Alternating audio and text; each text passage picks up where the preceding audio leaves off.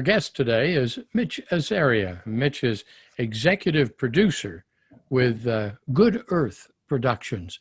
And today we're going to be talking about a wonderful new program coming to TVO. Mitch, thanks for joining us today. Good to have you with us. Thanks for having me, Mike. And I always like that you pronounce my name perfectly. When we have slightly odd names, we always take a bit of a risk, don't we? I think the last time we talked, Mitch, we were traveling on the Rideau Canal, and that was a highly successful production, and you must have got some great feedback on that. It was a bit of a surprise because when we talked, obviously it hadn't gone to air yet, and the pandemic was just starting, and we weren't sure, what the response would be. I mean, when people are sitting down to watch 4 hours without commercials, without music, without narration, and they were putting them in a boat going down the Rideau Canal, and they're just sort of experiencing it as we experienced it, we thought, it's never been done in Canada. Is anybody going to watch this? And it was a tremendous hit for TVO. And, it could have been the perfect storm, the pandemic. It could have been that it was such a novel idea. But I think they got like over 1 million viewers. And that's just, for TVO, for an Ontario public channel, that's a massive number.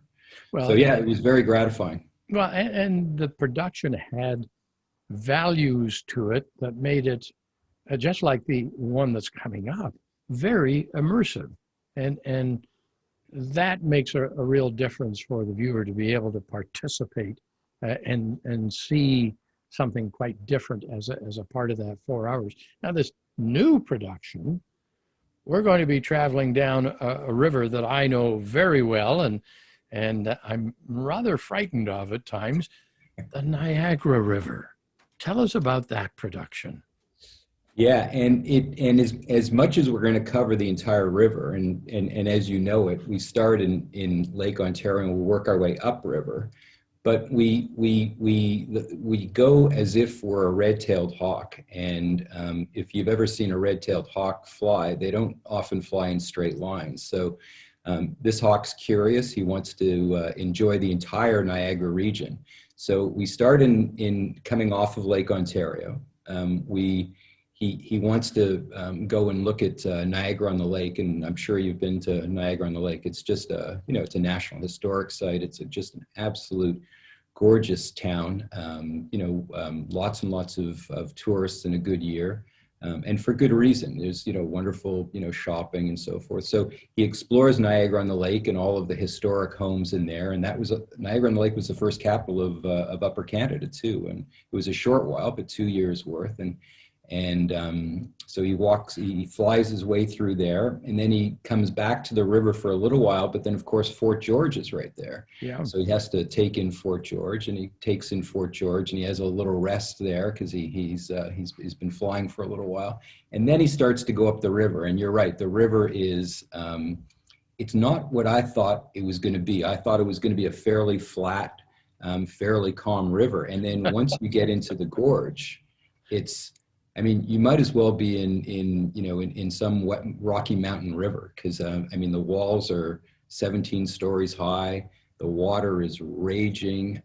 It's not what we expected, and it was an incredible challenge to shoot on water that moves as fast as it does.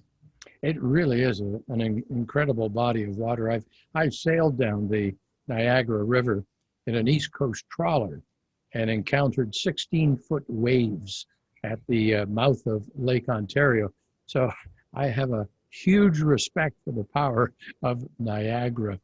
Now, one of the things that we'll be looking forward to in the upcoming production, the Hawk certainly does some of that beautiful aerial footage, but there's going to be some lovely connection to the history of Niagara as well. And that's something to look forward to. Yeah, and I think we learned a lot from the Rideau Canal trip. And what we learned was it's not enough just to sort of roll out a beautiful landscape. That if you understand the landscape and you appreciate what's happened on the landscape, then you have a deeper appreciation of what you're seeing. So we have what we call information boards or factoids. And these are, very short blurbs, usually, a very short 1 or 2 sentences.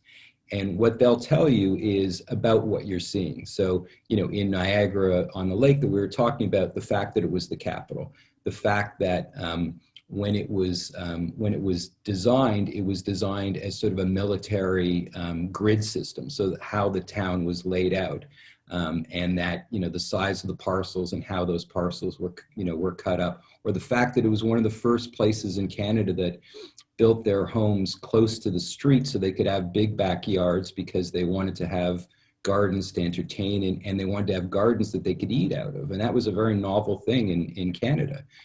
So when you see the homes, next to the street, you appreciate that. When you're coming down, the main street to understand about why Queen Street is the main street, or why the cenotaph was built. And then when you go over Fort George, how Fort George, we'll have a board that talks about how there were battles there between the American and the British during 1812, and how the British tried to retain the fort, and how, the Americans fought it. And then there's an animation for 2 minutes that shows the battle while you're flying, and you never lose, the flight of the hawk. So what we learned was, it was something that I think John Grisham said years and years ago. He was taken to a very famous gorge in India, and he was in a real hurry, because in those days he was writing lots of books and everything. We all had that period of time in our life where we just wanted to just get things done. We didn't stop long enough to appreciate it. So he was taken to this world famous gorge in India. He got the guide. The guy goes, okay, I saw it. Let's go. So we got to get to the next thing. And then years later, he said, one day I'm going to have to go back and see it. And that's the difference, right? Is that if you learn about what you're seeing, you have a deeper appreciation for it. Yes. And we have 140 something information boards over the program that gives you, an appreciation for what it is that you're seeing. Now, you also do some 360-degree insets in the program as well. Pretty exciting stuff. Yeah. Well, we do a number of things, but the key for us is that you never stop your flight, so whatever we do, and if it's the animations or the maps or the information boards, you're doing it while you're continuously in flight. So, I was saying that we went to Niagara on the Lake, and then we go to vineyards, and we go to orchards. We go to a place called Whitewater Walk, which is probably some of the water you were talking about. It's class 6, rapids. I mean, the most, deadly in the world. And it's, again, if somebody dropped you there and said, where are you? You would never, ever guess that you were in Ontario. You would be looking at a chasm that, as I said, is 17 stories high. White water that has what they call Himalayas, so standing waves that are 15 feet high. I mean, it's breathtaking and also terrifying. Mm-hmm. I understand at one point the crew went on something I would never consider doing, went on a jet boat. Well, not only did we go on a jet boat, we tried to fly our drone off of a jet boat. So yeah, it's not a good reason for a lot of reasons. I mean, one is that a jet boat on this particular water, as you know, is moving up and down, and it's I mean, these guys are, great drivers, but, it's still, so what a drone likes to do, it likes to have a solid surface so that it understands by looking down where it needs to get its information. It also needs to connect to 17 satellites above it. On the water in a chasm that's, 17 stories high, it sometimes can't see its satellites. It has no idea what's below it, because what's below it continuously moves. And when it gets in real trouble, it goes back to its home base. Well, on a boat, the home base is never where it left from. So we had an incredible amount of challenges trying to fly a drone in that area.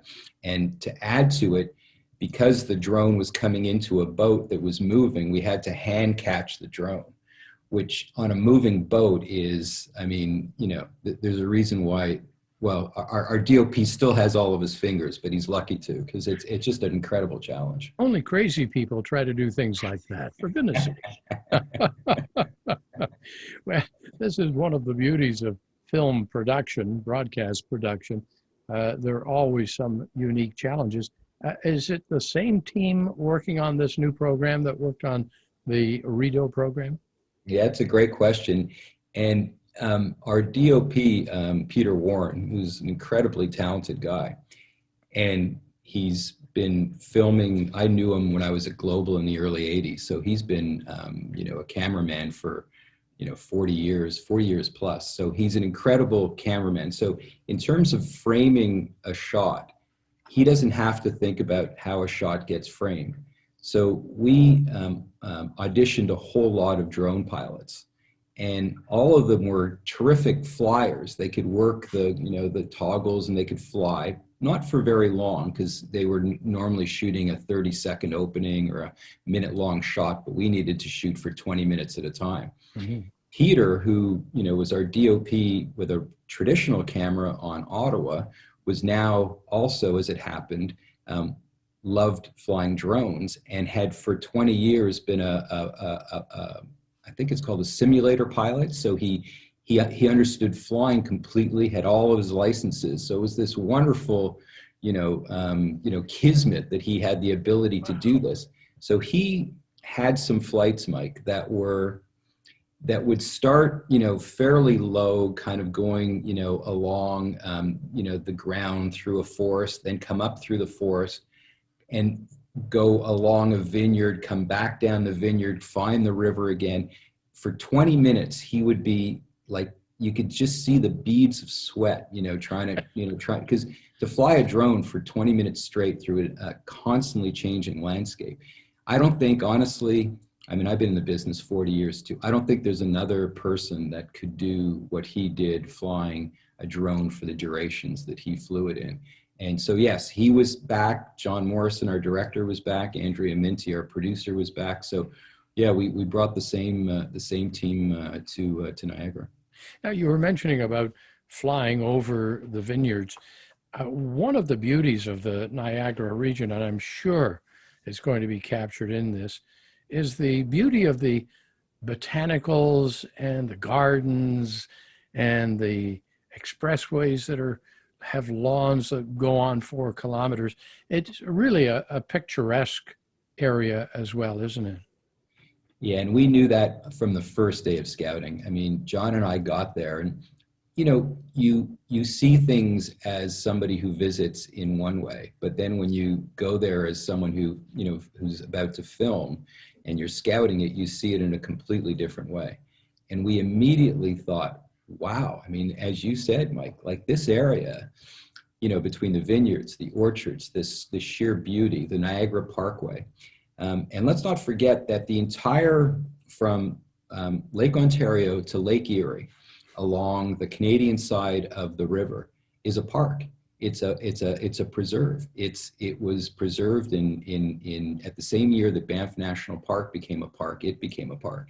So in 1885, long before parks were even thought of, they created a park that's 56 kilometers long. It goes out, depending, because it follows the river all the way down. So it maybe is a kilometer, sometimes 2 kilometers out from the water. And it started because in Niagara Falls proper, where the actual Horseshoe Falls are, there was some industry starting. There were a lot of hustlers. There was a lot of sort of corruption.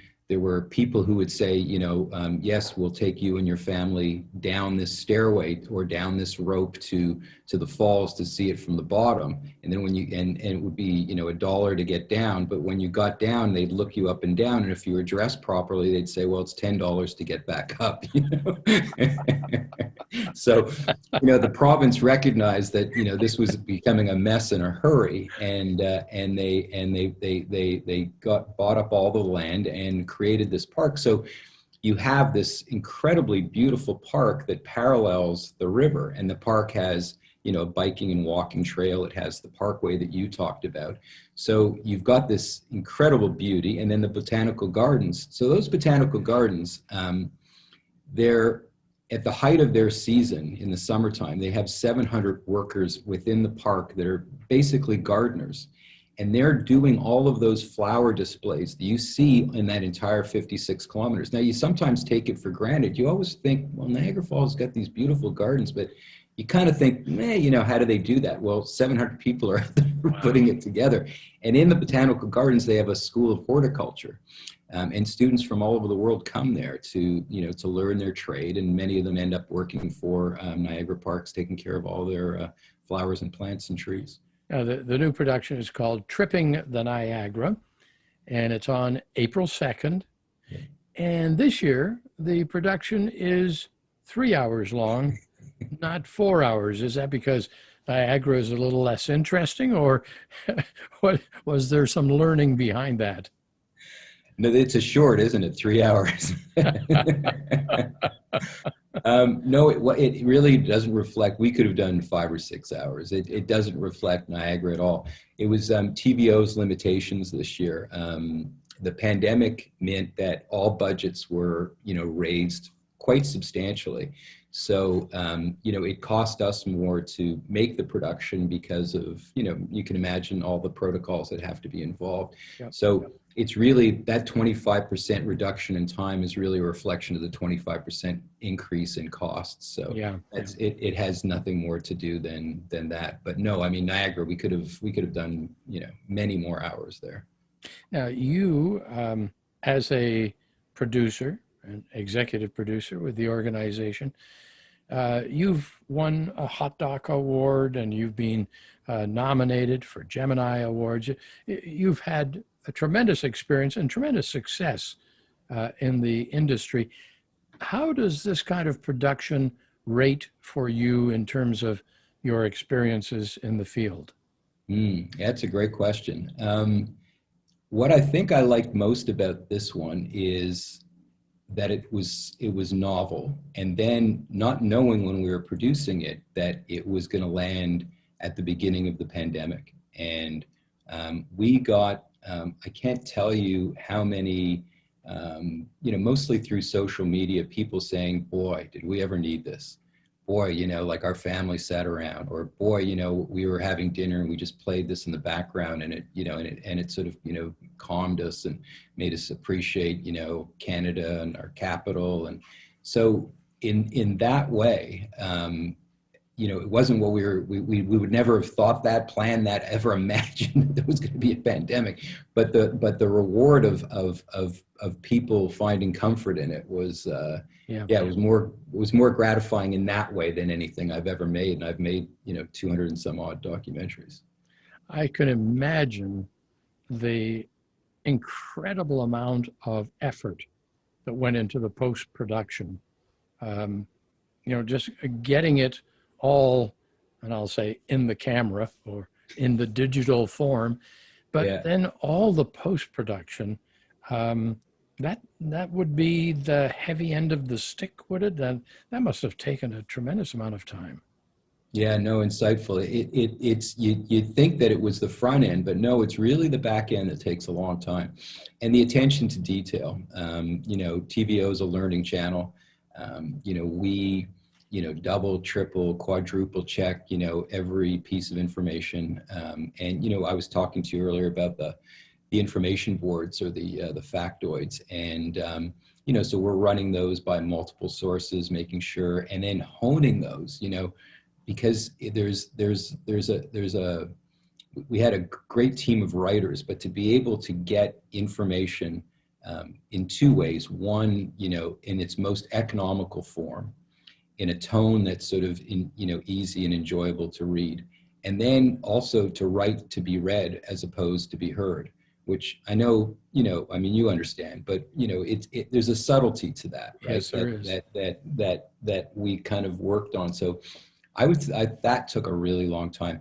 And the animations, when you see these animations, this guy, Matt Knight, who's, I don't think again, I keep saying Peter could be the only guy who could shoot this. Well, Matt could be the only guy, and honestly, the only guy that could create these animations. So imagine that when the shot is going, it never gets interrupted. So he will take you into Fort George in a battle, but nowhere is there any kind of transition at all. It's seamlessly into the battle. So he had to match our footage with his animation, and you can't see any break in the two. And at some points you think you're still in real life, but Wow. You're now in his animated world. Really incredible stuff. And it took him, it took him probably 6 months to make these animations. Wonderful stuff. Yeah, the talent with the technology these days is quite overwhelming at times, and the people with that expertise, they are to be celebrated, because it brings the art to a whole new level, doesn't it? It really does. Now, the show is on April 2nd. That's the premiere. It starts at 7 o'clock and runs till 10 on TVO, but it will be available in other forms as well. Yeah, it will go, I think, immediately to TVO's website. And that's a nice way to do it, isn't it? Because you can, we heard from a lot of folks who were just, because the other one was 4 hours, this one's 3 hours.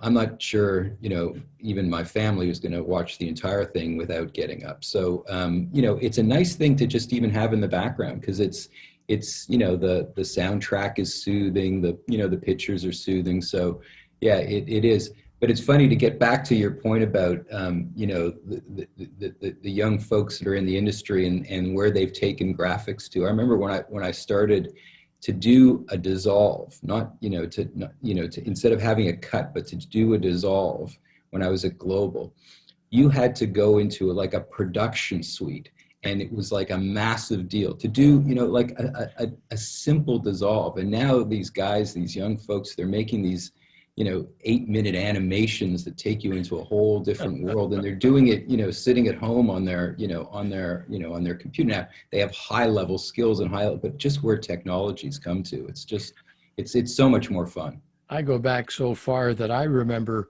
rotoscoping when Rhoda, what? And that's when you would take your image and you would rotoscope, and then you'd put it on another image, and we thought that was so high tech, but it never quite looked as real as it should. Oh, those were the days. Those were the days. Yeah. Well, this is Mitch. This is absolutely great. You couldn't ask for a better region of Ontario as your hero area. And I was quite fascinated with your choice of the red-tailed hawk as your mode of transportation to take us to this world. Who came up with that idea? Well, we knew we wanted to be a bird, and we were trying to figure out, what kind of bird to be. And, in my mind, I was thinking about a seagull, because I always think of Jonathan Livingston. It seems like an elegant bird, beautiful. And there's seagulls, as you know, up and down the entire river. So it would have been, but you can't, there are no seagull wranglers that we could ever find. I guess they're just not a bird that can be wrangled. So we knew we needed to find a bird, obviously, that was native to the area. And in fact, red-tailed hawks are probably the most common hawk you're going to ever see in Ontario. I mean, if you're driving along, any road, even the 401, I mean, the 90%, maybe even 100% of the hawks you see on the side of the road, and they're, you'll see a dozen in an hour. Because they perch, right? I mean, all birds want to be as economical as they can. Flying doesn't do them any good because it's wasting, calories, and unless they're honing in on a rodent, they're going to perch and hunt. So it was an animal that we identified, but again, it was a hard thing to do in the middle of a pandemic to find a hawk wrangler. But we did, and she was just tremendous. She had raised this young hawk. His name is, well, he has a show business name, and he has his family name. Oh, really? So his family name is Stickers, but his show business name is Striker. They thought stickers didn't sound quite masculine enough, or didn't sound quite show busy enough. That's But very they're, incredible animals. And the only thing that motivates them, it's not like, if you can train a dog to do almost anything, right? Because a dog will react. His reward could be, a treat, right?